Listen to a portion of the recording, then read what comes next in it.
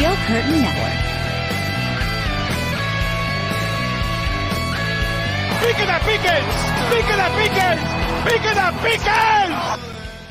All right, Pittsburgh Steelers fans, welcome back to another episode of the Steelers Preview. I am Jeff Hartman. We are the Steel Curtain Network, and the triumphant trio is back. Dave Schofield is with us. What's up, Dave? Not too much, Jeff. It's the lull has officially begun. Womp, womp, womp. That's right. It is. The Minicamp's done. Bryan Davis. What's up, Bryan? Yeah, hey guys, it's great to be here. That's the this is the one saving grace that I get to hang out with you guys and talk Steelers. You know, this week is kind of to me like in baseball. If you're a Pirates fan, you experience the dog days of August. Well, the dog days of June are upon us now. So there's going to be less action, but if there is action, you're going to find it here on Steel Curtain Network. All right, so let's do a little activity. Since we brought up the lull already, give me a prediction. One storyline event, something that's going to happen before training camp at the end of July. Dave, what is it? I'll take the low-hanging fruit. It's an Alex Highsmith extension. Okay, I figured someone would say that. Bryan, do you have another one? Yeah, Dave. That was so low hanging that it was on the ground and Dave tripped over it. That's how low that one was. You know what? I'm going to say that the Steelers are going to be linked to more players. There's going to be Omar Khan's not going to stop. As you broke a great source story last week. You know, that kind of stuff is going to continue to happen because there are a lot of players out there that have the FA next to them designation and not three letters to signify a team. There's a lot of players right now that do not know where they are going to be vacationing in August. Yeah, no, you're right. And Eamon J. Singh gives us $1.99. He said $1.99 to the lull. To the lull. Thank you. To the lull. Thank you very much, Eamon. We appreciate the tip. As always, anyone that gives us a tip, we do appreciate it. I'm going to say that I'm going to be specific. I'm going to say that they sign Quan Alexander, that they find a way to bring him in. You thought I was going to say Chase Young, didn't you? But I hope they. No. I thought you were just going to say an inside linebacker. No, I was specific. Yeah, you I'm trying to be name. specific. Yeah, wow. I'm naming names. I thought position was specific enough. No, I'm naming names. If Jay signed Chase Young, I'm going to go on Twitter and just do the biggest DX crotch chop ever and just be like to all those haters out there, both in Washington. They'd have to trade for him, but yeah. Still, whatever. If they get him, if they acquire him, you're just going to see Jeff. If you see Jeff do it, like I'll put a GIF out there of DX. That's what it's for. All those haters out there. But Jeff, you kept saying over and over and over that the Steelers are very interested. That's true. But just because you're interested doesn't mean that you can work it out right now. So it's interest not an impending move. Yeah. It just means they're interested. Yeah. That they will actually, pick up the phone. They're, not answer the phone, pick up the phone and dial the number to see what's going on. There's a difference there between, that's what we said last year when it came to Chase Claypool at the trade deadline. We're saying, if you're the Steelers, you're not necessarily picking it up and we'll even go old school rotary phone, sticking your finger in the number and turning it and waiting for it to click back and all that other stuff. You're not even doing that. But if it rings, you're going to pick it up. This isn't even something like that the Steelers might say, you know what, let's dial that in and just see what this would take. That's a big deal for the Steelers to be in that boat. It's worth a phone call, and I appreciate it. Reginald Rivers asked a question that a lot of people have asked, and honestly, I asked the same question, and that was, he said he doesn't want Chase Young in Pittsburgh because it means that you're giving up on Highsmith. I don't necessarily think that the two are exclusive, that if you were to acquire Chase Young, even if it were just for this year, that it means that you can't sign Alex Highsmith to an extension of any kind. Dave, you were going to say something. Go ahead. When you first had that out there as the as the inside information that the Steelers are interested. I'm like, I get that they're interested. I think it makes more sense next offseason when he'll likely be a free agent. Yep. I think that would make more sense. I don't know about giving up, draft capital unless you're doing one of these swap picks or whatever, because they're really just wanting to move him, things of that nature. But I mean, to me, he's like a JJ Watt. He doesn't play the same position as TJ Watts. That's what I said. He is a 4-3 defensive end. That is not a 3-4 outside linebacker. So is he on the defensive line? Like if you look him up on Pro Football Reference, they have his position as defensive line. Okay. You don't see that with someone like Alex Highsmith or TJ Watt. So that was kind of my question is I'm like, where does he fit? Does he fit as an edge rusher? I mean, he's not big enough to really be a defensive lineman. My goodness, he's smaller than DeMarvin Leal, at least according to Pro Football Reference. I don't know what he is now. They probably have data from his combine, so I couldn't tell you for sure because he doesn't play on the Steelers, so therefore I'm not going to pay as much attention. I just don't know how much he fits, and I'm not letting bad talk at all. So I should. Well, the sourced information said that players in their prime. So this eliminates like people at the end of their career. So you figure Cam Hayward falls into that category, Patrick Peterson as well. It's not that they're not going to make plays. It's that we're talking about players that are in their prime. That the Steelers have two big time playmakers, and we know that's T.J. Watt and that's Minkah Fitzpatrick. They want to add more playmakers, and that's where this all got started. So Brian, we'll throw it over to you. I haven't had a chance to. I heard you on Bad Language on Monday at noon on our audio side. You can find us wherever you get your podcast by searching Steel Curtain Network. But still, I haven't had the chance to talk with you about this on a show. What's your take on the whole Chase Young thing? Well, first of all, there's a lot of discussion right now in the Slack channel about the difference between a 3-4 and a 4-3, and Dave brought that up too. You know what? I almost think that we really can't classify defenses anymore. And it's because, you might start out in a 3-4. That might be your base defense, but everything is so specialized and there's so much creativity. And we saw that last year with the combination of Terrell Austin and Brian Flores. And you're probably going to see more of that this year. There's going to be a lot of wizardry. So if you bring a guy like that in, I don't think it means the end for Alex Highsmith, but a conversation that Jeff and I had, just a private conversation. We were just talking about, you know what, maybe this is, a case that maybe it's a little bit of a message to the agent of Alex Highsmith to say, hey, there's other alternatives out there. There's that could be. You don't think that they're going to play that game, but in business, you play that game. This reminds me, and I got this mostly out of Jim Wexell's book, which you can check out, the Steel City Insider, Wednesdays here on Steel Curtain Network with Jim Wexell. This something he brought up from 1996 when the Steelers lost Leon Searcy. Leon Searcy was the number 1 pick in the 1992 draft, actually the first pick in the Bill Cowher era. And what happened was his agent patched him in on the phone and let him listen to the negotiations, the pre-negotiations, and them saying that he is not worth it. And so he heard it and he was pissed and he said, just get me out of here. Now he wishes that he didn't do that. He wishes he would have stayed with the Steelers. He thought his career would have been better if he would have stayed with the Steelers. But he realized after the fact that organization, any business has to play those negotiation games. And in private conversations with an agent that shouldn't have been shared, it's something that you bring up to go ahead and put heat on them to make them think that, hey, this is the offer. You need to do this to stay or you will be going elsewhere. So it's something that it's nothing personal. It wasn't personal to Searcy. Anything going on right now isn't personal to that of Alex Highsmith either. It's just a situation where that's the games that are being played in business. Hate to say that they have to play games, but that's exactly what happens. Now, as far as bringing a Chase Young in, I've seen other teams bring in a young superstar like that and find room for him.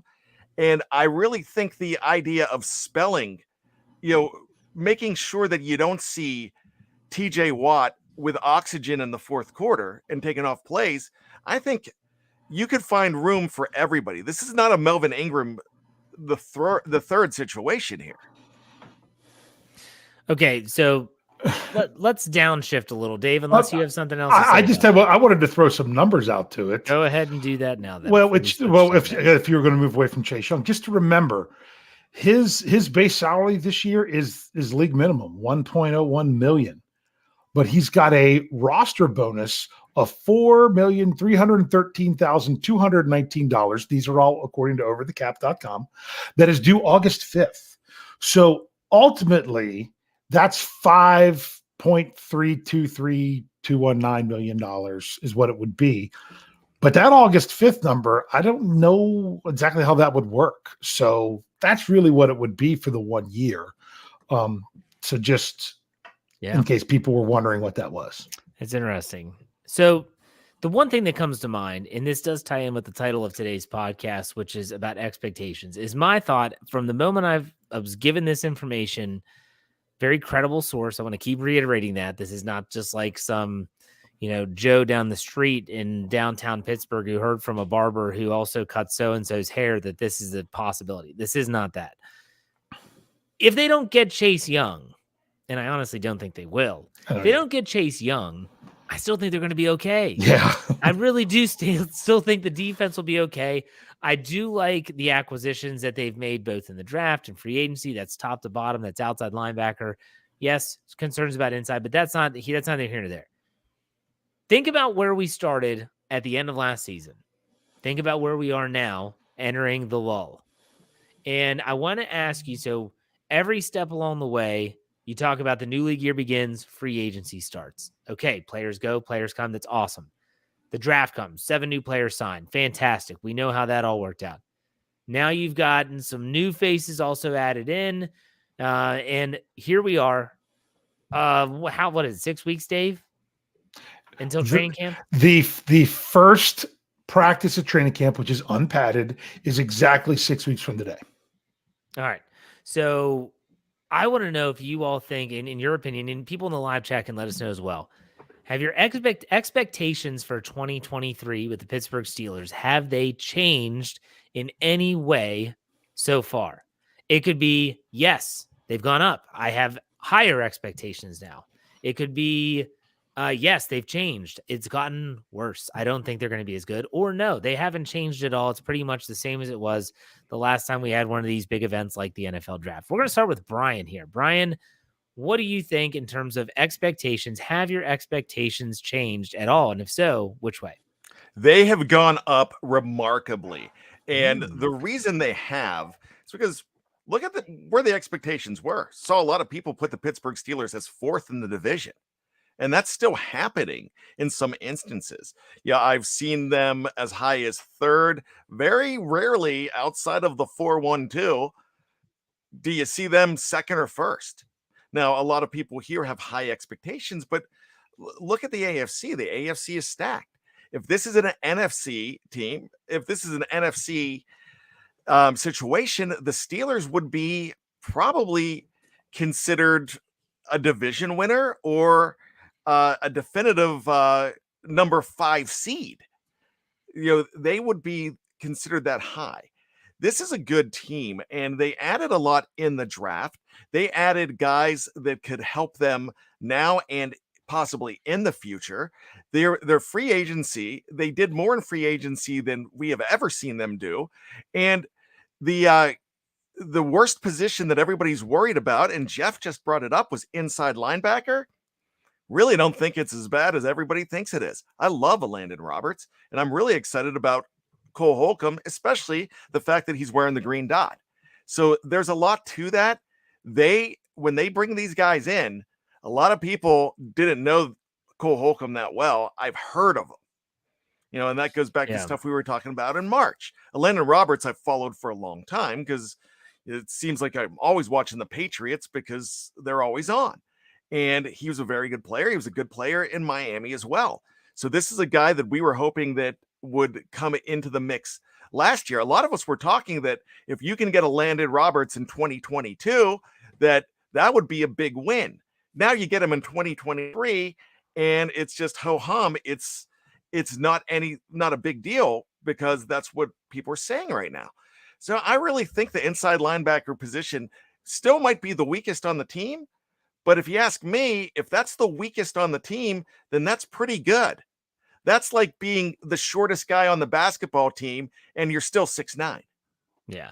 Now, Bryan, I'm a guy that likes to give tangible aspects of our audio show. So you said it went up tremendously, your expectations, yes? You stand by it. Absolutely. So if we were to give a number, the thing about like what win total, before, what would your number have been, and then where did it go now? Dave's looking up the predictions. I know. I'm pretty sure his win total the night that the schedule came out. Right, I have those. I'm pretty sure we had the same one as 11, didn't we, Bryan? I think it was 11-6. Yeah. And look, this was that was pretty homeristic. Well, no, but Homer was my prediction, but still. Oh, yours wasn't as Homer as the year before. 13, I think. Yeah, but still. So your expectations. Let's say it was 11. What did it go up to? Well, originally at the beginning of the season, it was probably around 9-8 before the draft. Okay. And this is a team that went 9-8 last year. Right. It's hard for me to say that this is not a better team than what we saw last year. The improvements, the additions far outweigh any subtraction. So what number? I'm saying right now that I think my expectations went up to 11 or maybe 12. Got you. All right, that's fine. That's what I was looking for. I was looking for that tangible number that we can all wrap our head around. So when you say that they've gotten better, that's great. Now, while Dave's still looking, I actually asked this question on the website today. I did a Steelers burning question article. I did this for today because I knew it was the title of our podcast. I just wanted to have this in the back pocket. And so I asked, have the readers' expectations changed for the 2023 Steelers? Not a ton of votes, about 250 as of right now. But 78%, 185 total votes, said that, yes, my expectations are now higher. Only 2 people said they're now lower, and 21% said they haven't changed at all. So I thought that was pretty resounding. 78% of the people said that their expectations have gone up, just like Bryan just mentioned that his expectations have gone up. So, Dave, it's your turn now. Same question. After everything that's happened, have your expectations remain the same? And if they've changed, which way they go? Okay. Well, I have it here unofficially because I was like, oh, I know I have this right here. Here, that was last year's because I was looking back for something else for Stat Geek. And you know what I found out from last year? I actually predicted the Steelers to go 7-2 after the bye and lose to Cincinnati and Baltimore. The only thing I had wrong was which game they were going to lose to Baltimore. That's it. And so I thought that was kind of interesting, but no, Bryan was right. Him and I both had 11-6, while Jeff had 14-3. Now, my expectations. Huh? What's that? I said, damn straight. Yeah, I don't know if you heard. I just hit the spring on my microphone. Like the gong. Like I'll do it again. No, I don't know. It's getting. Can't even do so anyway, now you can't hear it. It's the spiral notebook caught it. Yes, I'm that nerdy. I have my spiral notebook. So expectations. I'm going. You're gonna hate this because you're gonna call it a Dave answer, but you're gonna kind of love it. My expectations as the overall final record of the regular season has not really changed, but my expectations of some specific things that I want to see from the Pittsburgh Steelers, particularly early in the season, has changed. Does that make sense? For example, Jeff, I was catching up. I was traveling today, and I was catching up on podcasts, and I got to finish up listening to Wednesday's Let's Ride and some things of that nature. And I was listening to that Let's Ride, and I started to get really pumped for the Steelers defense. I think there was a huge range of what you could see from the Pittsburgh Steelers defense. And when you brought about, because it was how did you phrase it? Because it wasn't was it game changing? Lesser known impact players. Impact players, that's what it was. But it was the lesser known. It wasn't the obvious guys. Yeah. And you mentioned someone like Keanu Benton.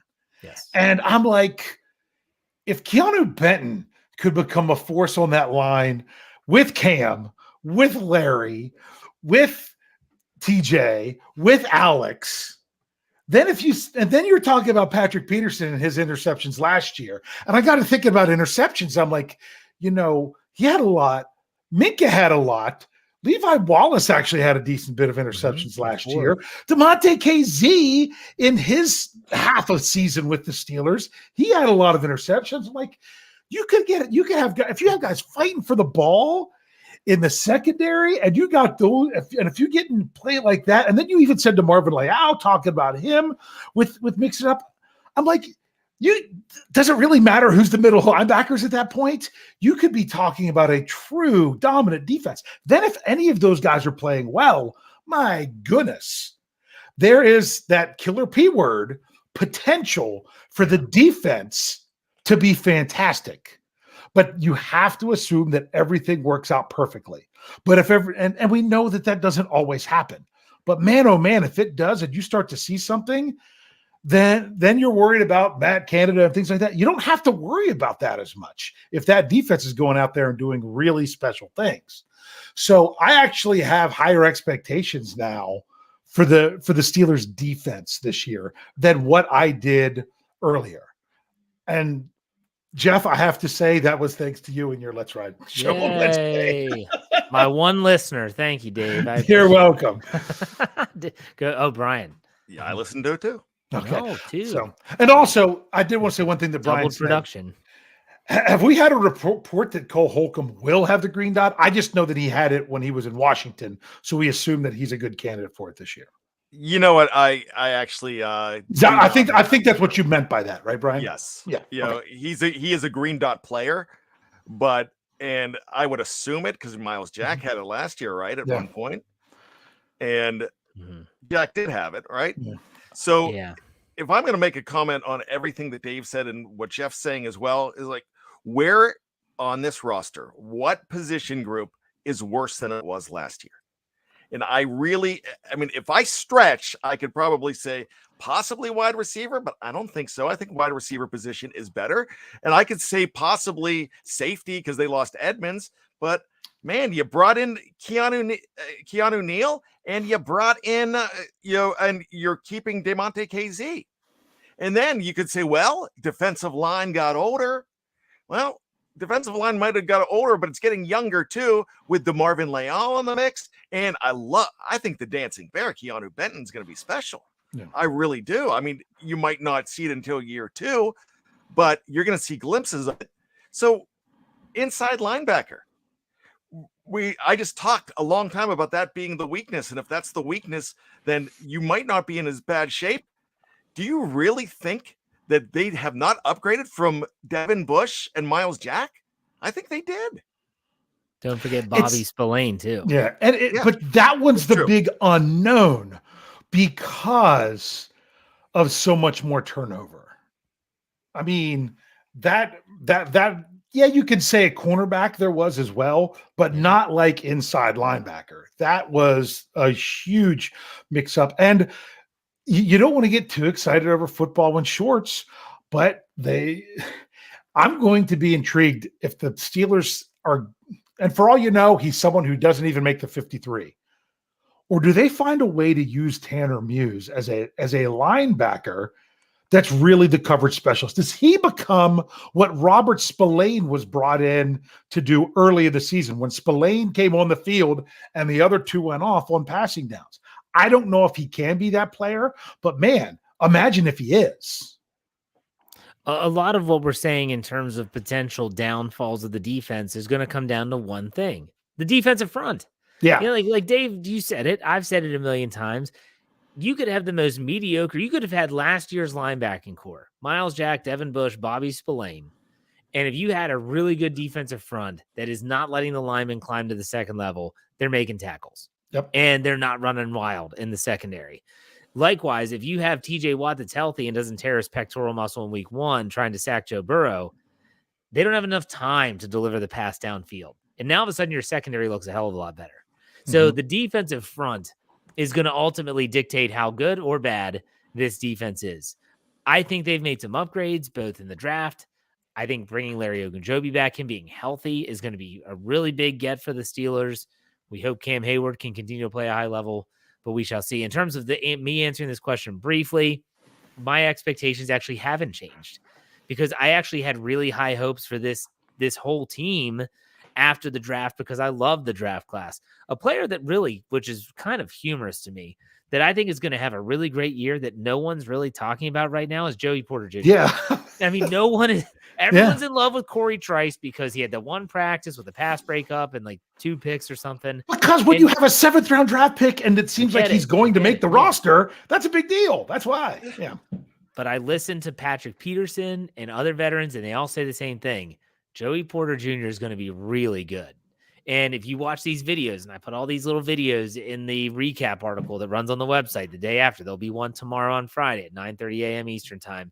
And you see, what do you see? Patrick Peterson has Joey Porter in his hip pocket. And they are walking through stuff. He is just helping him every chance he gets.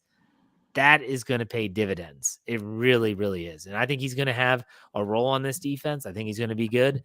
I think the Steelers got to steal. Good, Brian. And the other thing that we're not talking about with Joey Porter Jr. is thank goodness he was not a number 1 pick. Yeah. And because yes and no. Yeah. Well, the only thing is, you don't get that extra year. Yes. And I get that. But what really, one, it's driving the man. He's going to be more driven because he was snubbed by most every team. Just the teams that did not snub him were the ones that the Steelers snubbed him at first too. Mm-hmm. But the Rams and the teams that did not have a 1st round pick might have snubbed him. I mean, it didn't snub him. You can't say that.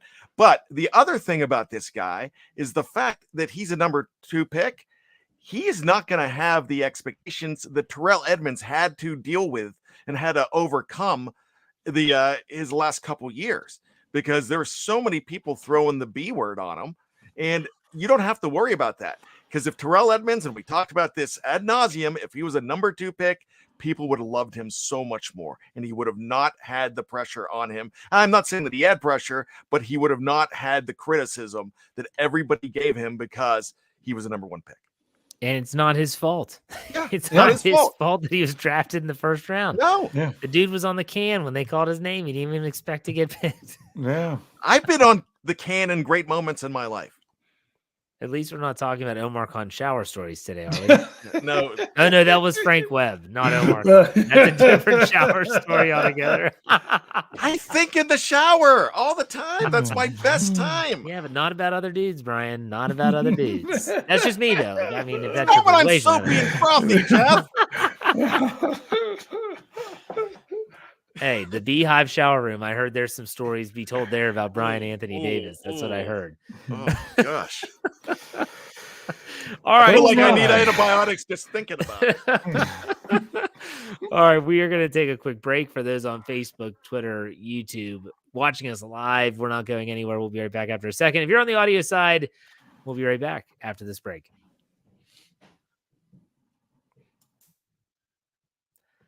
All right, Steeler fans, we are back. Welcome to the second half of the show. We talked about the expectations for the Steelers in 2023. Before we get to trivia, I just want to get your all's thoughts about, you want to throw in OTAs phase 3, that's fine, but really just mandatory minicamp. Was there anything that jumped out at you when you saw some of the photos, saw the video, anything like that? Dave, we'll start with you. How different it is from training camp with what can get reported and how it has to be. I know this isn't the answer you were looking for, but this is what jumps out at me. When we get to training camp, we can hear about every play that's done in 7 shots. I mentioned this on StatGeek this morning. Right now with OTAs, the only thing they can talk about is if a player confirms something and says it in an interview, or a coach afterwards. So you're not really getting nearly as much. Like, some people were, someone said in the live chat about, Joey Porter Jr. getting 1st team reps. Did it really say anything confirmed that he was, or was it speculation? It's really tough to get the information. When we get to training camp, it's so different with those kind of things. So I'm really looking forward to that. I'd like to know more about it. And at training camp, anyone can get a free ticket and go watch practice. And that's not the case at OTAs. So if you really want to know what's going on OTAs, that's not what it is. So to me, my biggest takeaway is I can't wait till I get better information. Okay, that's fine. No, that's your It's takeaway. not what you were looking for. No, but I that's can't really tell how you. I feel. I know, but I can't tell you what your takeaway is. So that's fine. That's your takeaway. Brian, what about you? Anything that jumped out the screen? Yeah, it's imports. And the people that the Pittsburgh Steelers have brought in seem to be amazing leaders right now, especially Patrick Peterson. And he can have an average to above average season, but not a Pro Bowl season, and still pay so many dividends. And that is the same with Allen Robinson. We were talking about this on Here We Go, the Steelers show, or we'll be talking about it tomorrow. And that is something that, if that guy gets you 4 touchdowns, 400 yards, something like that, but he's doing what he's doing. I mean, the way he's talking about the other players, the way he's talking about Kenny Pickett, it seems like he's a veteran presence. This team has a veteran presence that they have not felt in a long time on this team. And it's not just a veteran presence that is there like they had in the Villanueva days and the DeCastro days. Those guys were quiet veterans. And, TJ Watt is a quiet veteran. He's a locker room leader, a quiet leader, but he's not rah-rah. But you have guys that have become spokesmen for the team, especially Patrick Peterson, that it is really showing up. And you feel it when you hear Patrick Peterson talk and the way he's talking about this team, you would think that he was drafted by this team and he's been here all his life. Yeah, that's kind of the direction I was going to go, outside of the fact that Steelers had great attendance. There were no like major injuries. You still hear reports about a player that tears an ACL in minicamp, and that's literally the worst case scenario. So to piggyback what Brian said, I took away that the fact that the Steelers, my gosh, we're hearing about Stephon Diggs up in Buffalo, who's there, but he's leaving, and there's just really weird situations. Steelers are not one of those teams. Thank you very much. I appreciated that during minicamp. I do want to ask real quick before we get to trivia. Did you all get to see any of the clips? I have not listened to all of it yet. The All Things Covered, that's Brian McFadden, former Steeler, his cousin, Patrick Peterson, current Steeler, with Troy Polamalu on their podcast. Have you seen any of those clips floating around Twitter by chance? Dave, Brian? I saw the one of McFadden reading the letter that Troy wrote him. That's the part that I saw. Yeah. And I was in Brian McFadden mode, just like he was when he was trying to read it. Well, Troy was there too. Troy was crying as he's talking about what it meant to him. Brian, did you see any of those clips? I heard about the clips and it's on my to-do list, but I still have to listen to the Stat Geek this week. Yeah, to me, that's more important. Yeah, no, I get it. All Things Covered doesn't pay the bills. and Dave Schofield makes me cry and inspires me to tears all the time. There was one of the coolest clips because they asked everything, and I need to listen to the whole thing because I've just seen the clips on Twitter. But they asked Troy about, when did he know he was done? Like his career was over. Did he consider going to Tennessee with Dick LeBeau at the end of his career? But one I thought was really awesome was they asked Troy what his favorite plays were. What were some of his favorite plays? And in typical Troy fashion, he's never going to take center stage. He said, they were the plays that I made that opened up something for someone else. And he told a story about the 2005 divisional round against the Colts. You all know Joey Porter's what it should have been, right? The game-clinching sack. Troy Polamalu says he sees that there's only 1 second left on the play clock. He blitzes up the middle, clogs the middle of the line, which frees up Joey Porter, and Joey Porter gets the sack. He said, that was my favorite play. I didn't make it. I made it for someone else. Me rushing the quarterback the way I did, timing it up properly, allowed Joey Porter to win his matchup. That was just awesome. And they actually show this. I shared it on the Steel Curtain Network Twitter feed if you want to check it out. They actually show the play as Troy's talking about it. It's really cool. I don't often tell people to go and check out other podcasts, but how can you not tell someone to go listen to Troy Polamalu talk? He doesn't do a lot of a lot of that type of stuff. So I always love hearing him talk, and he's so humble. It's always a different perspective than what you're normally hearing on these podcasts. So, all right, just wanted to bring that up. Only Dave? reason I watched the movie Moana because he was villager number 2. I've seen that movie probably 2,000 times with my daughter. I mean, seriously. And every time it's that scene, I'm like, okay, which one's Troy? Can never pick it out. Can never pick it out. It's when the fish are dying and they're trying to figure out what's going on. And I'm like, which one's Troy? Yeah, I missed it again. So I don't know. But he is in the movie, supposedly. So anyways, Dave has trivia. Brian, do you have trivia? Got to ask. I absolutely do. Yay. Oh, boy. All right, Brian, go ahead. You do your trivia first. All right, a lot of people are freaking out because the Steelers have their top 3 draft picks not signed yet, especially their number 1 pick, Broderick Jones. And just like Dave just went, and you know what? I'm glad he did, because that is not a problem these days. That means nothing, but some people are freaking out about it.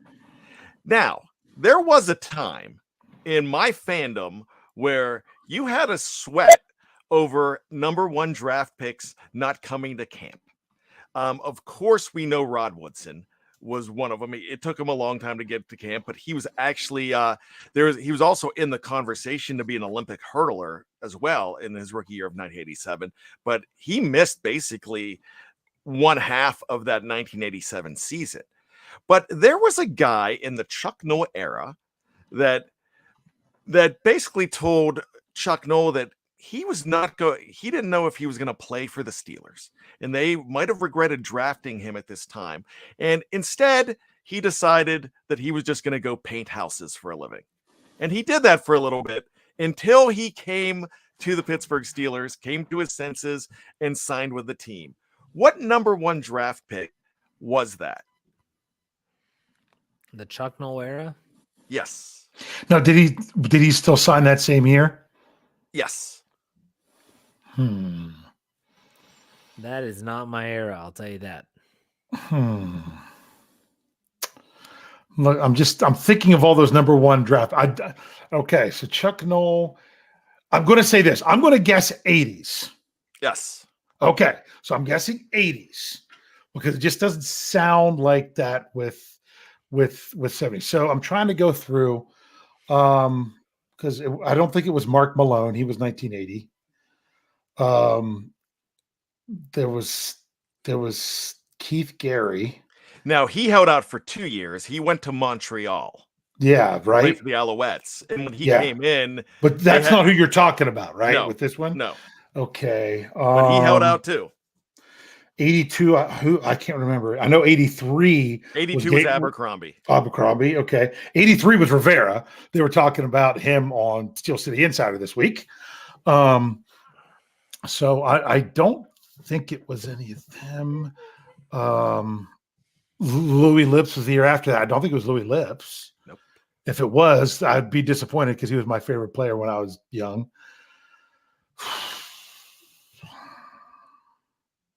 I'm trying to think because you said number 1 pick. I don't know that I can name the rest of the number because Woodson was 87. It wasn't him. 89 was when they had 2. It wasn't one of the 2, was it? Wasn't one of them. Okay. So it's either got to be 88. I don't remember who their first round pick was because I know Dermontti Dawson was their second round pick. Aaron Jones was the number 1 pick in 88. And it's not Aaron Jones. I don't even know who that is. I don't even remember who that is. Let's go with Jeff. Any idea? Nope. Let's go with wasn't it Sims that was the number 1 pick? Darrell Sims, 1985. No. And it's not okay. That's what I was going to go with. I can't think of who else any of them was. Let's do 1986. He was an offensive lineman, I believe. I believe he was a very high pick. I think he was number 9 overall, if I'm not mistaken. If it's number 9, it's got to be Renstra. John Renstra. Okay. Yeah. Out of Temple, was he out of Temple? I believe. Hold on. Let me see if I can find anything about him. Real quick. It'll take me a minute. So, I believe you. You said what year? 85? 86. 86. Eventually, it's got a load. Who else was in that draft? Who else did they take in 86? Anyone else that? 86 was right, actually I got a weird it. draft. Oh, that was Bubby Brister. Yeah, I Bubby found it here now. was Yeah. third. Yeah, Renstra was because he was one. The reason I remember the name is because he was a top 10 offensive lineman. He was picked number 9. You were right, and it was Temple. You're correct. Who was number 2? Since Gerald Williams, nose tackle. Good, very good player for that team. Yeah. Yeah. So, yep. All right, Jeff, you could come back in now. All right. I was just trying to go process of elimination. If he said first round, and I went with 80s, and yeah, I tried. So, Who was the last drafted player the Steelers took from Temple? do you know that one? I have one in mind. I don't know if there was one since. I can hold on. Give me a second. Brian?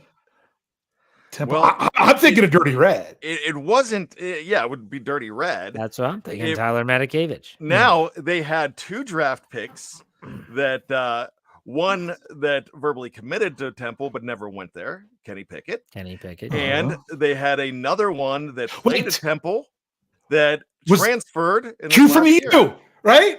Who? Was Quincy Roche? Yeah, you're right. Went to Miami? Went to Temple, but entered as a Hurricane. Yep, he did. Yeah. So that's my I'm not trivia. seeing anyone else since I'm going back. Yeah, I don't see anyone else that I've come across Temple before 2016. So you might be right there, Jeff. I think I am. All right. Mine's a little bit easier because I had to try to do it right before the show because I literally got home 10 minutes before I got on here with you guys. Brian's talked about this. Many of us have mentioned it. We have 2 players for the Steelers this year that are very close to the all-time Steelers sack record. What is the Steelers all-time sack record? Go ahead, Brian. What's the number? 80.5. Yes, by James Harrison. And right now, currently second place is... It's Cam. Cam is second, 2 behind, and TJ's 3 behind. Yeah. So that's what it really all comes down to. But here's my question. Now, remember, they only started counting sacks as an individual statistic. I do believe it was 1982. But places like Pro Football Reference have gone back and retroactively awarded sacks to players because they were counted as a team stat. They just weren't to individuals. So going back to that time, that's regular season. Who's the Steelers' all-time leading? Who leads the Steelers in sacks all-time in the postseason? LC Greenwood. That's correct. It would be LC Greenwood. Do you know how many? Just postseason? Just postseason. Well, gosh, he had what? Didn't he have like 5 or 6 in one game? He had 4 in Super Bowl. Super Bowl. Yeah. He would have. That's not recognized as the record in his head. No, because it wasn't an individual stat yet. Yep. Yeah. So, man, he's played in a lot of playoff games. I'll go with 21. Wow, that'd be crazy. In just postseason? Yeah. He's played in a lot of games. Yeah, he did. Yeah, I would go with 12. It's 12 and a half. Well, he had 4 in one game. I'm thinking, shoot, if he has a couple in a game. But so, yeah. but postseason sacks are hard to come by. There's only they three. also didn't have as many games. Yes. Okay. There's only 3 players on the Steelers because we'll remember before 1972 they only had 1 playoff game. They got shut out. Right. So we really are talking from 72 on. There are only 3 members of the Steelers with double-digit playoff sacks. One is LC Greenwood. Do you know the other 2? I'm going to actually go out on a limb here. Lamar Woodley. Lamar Woodley has 11. Is there more? How many did you say there were? And there's 1 more that has double-digit playoff sacks. James Harrison would be too easy, so I don't think it's him. You would be wrong if you think it's not him. It is him? It is. Yes, It's Harrison. Because if you want to go all-time sacks as a member of the Steelers and include the postseason, these guys got a way to go because James Harrison had 11 for the postseason. Who do you think is the current postseason sack leader for the Steelers? Meaning active. What active player? Cam. Okay. Or It's actually a 4-way tie because nobody has more than one. Ugh. There are 4 players currently on the Pittsburgh Steelers that have one postseason sack. Can you name those 4 players? You just named one of them. TJ Watt, So TJ Watt, Cam Hayward, Alex Highsmith. Alex Highsmith had a sack of These are Patrick current Mahomes. players still on the Current roster. players on the 90-man roster right now. There's one more. It's got to be someone lesser known, right? I'm going to Probably. say Minka. Oh, then it's not Minka. Like No, an it's not Isaiah, Minka. like Isaiah Loudermilk or something. You're close. You're not that far off. Montrevious Adams. You are correct. Montrevious Adams had a sack in that game against Kansas City. We really want to forget that game.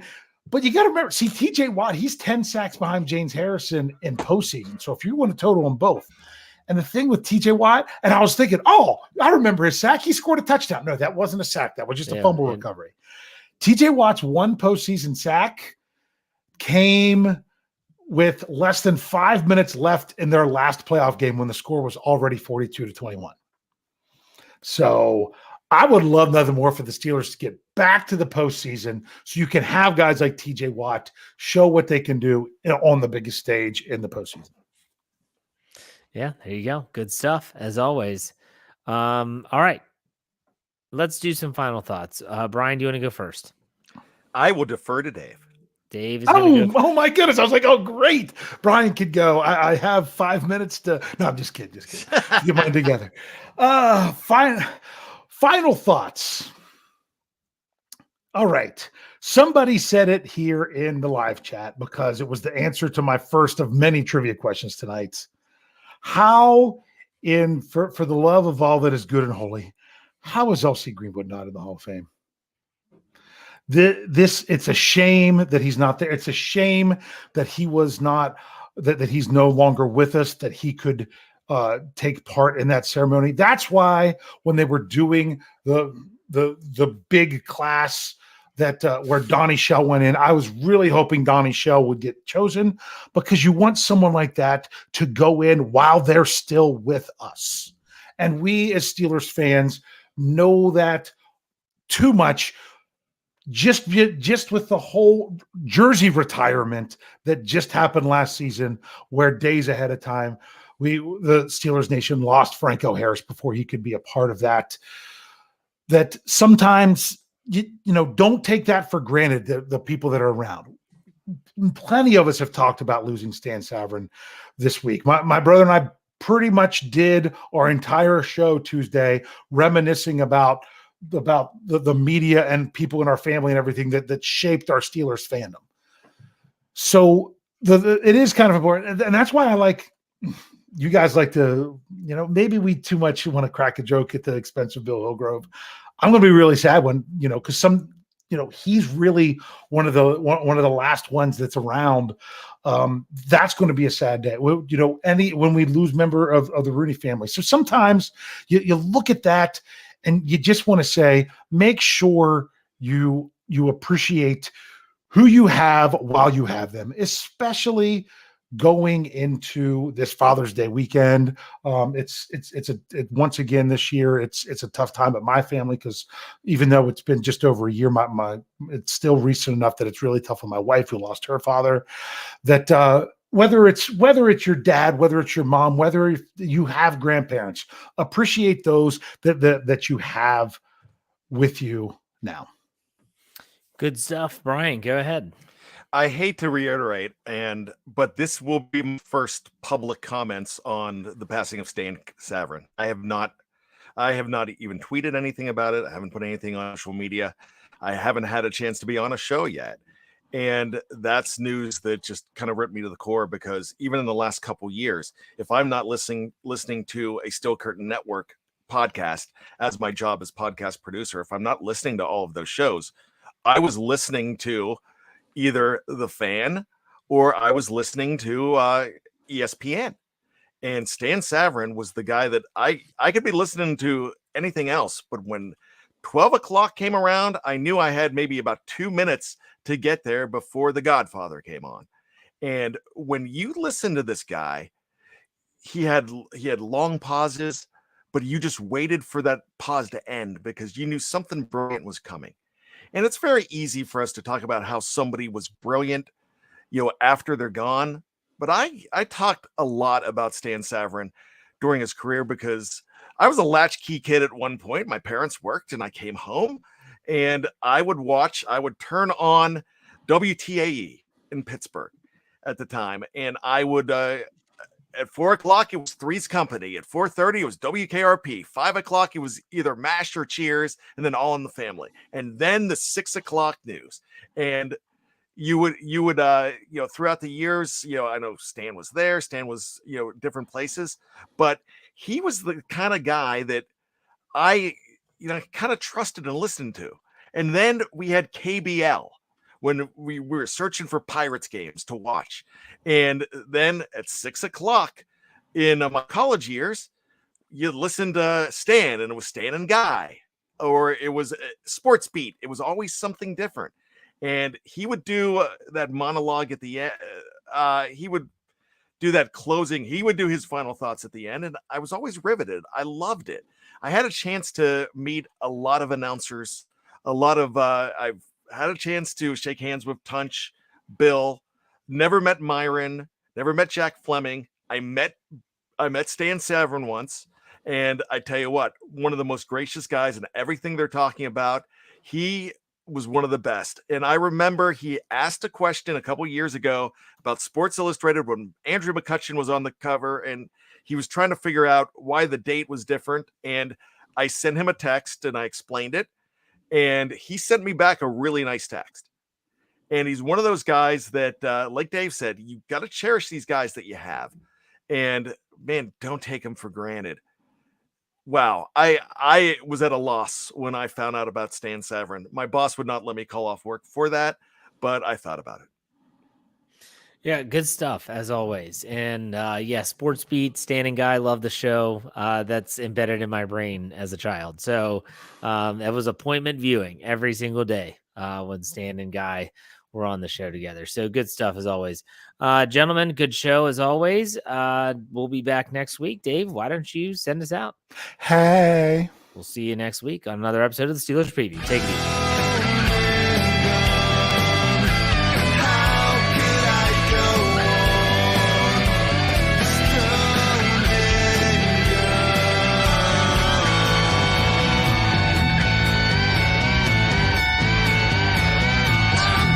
Steel Curtain Network. Get it. Everybody else gets a little tight.